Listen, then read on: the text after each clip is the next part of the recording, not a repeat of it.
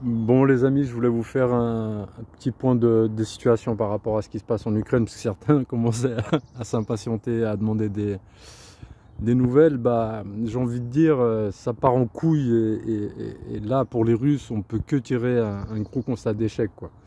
Parce que il n'y a pas longtemps, on avait dit qu'ils étaient passés à une phase 2, donc la phase 2 c'était suite au fait qu'ils s'étaient retirés du nord de Kiev. Et là, la phase 2, soi-disant, c'était grosse offensive sur le Donbass où ils allaient balayer toute l'armée ukrainienne. Et le constat, c'est que 2 semaines après, en fait, les positions, elles ont très peu bougé.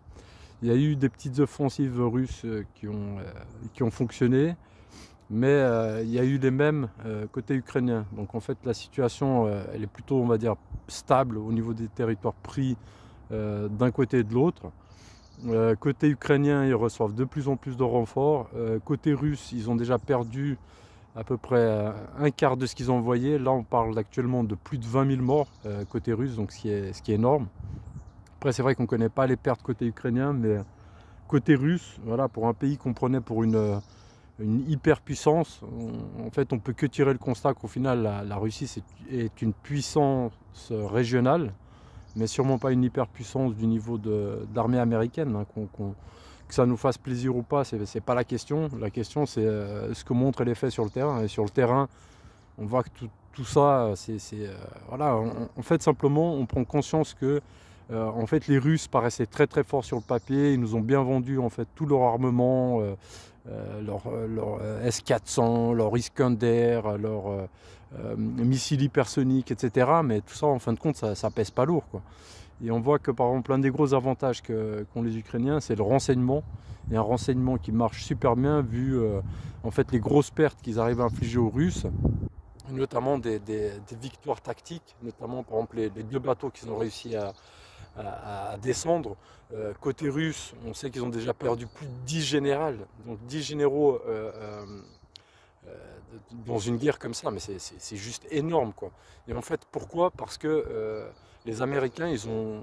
En fait, voilà, les Américains, contrairement aux Russes, ils ferment leur gueule sur les avantages technologiques qu'ils ont. Ils sont pas là en train de parader à la télé, oui, nous on a ci, nous on a ça.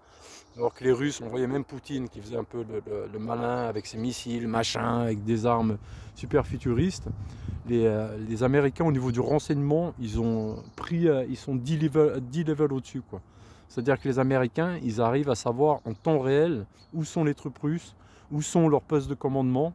Et les postes de commandement, c'est notamment grâce au renseignement des communications. En fait, ils suivent les communications et ils trouvent d'où sont donnés les ordres russes, donc d'où partent les ordres pour les troupes qui sont sur le terrain.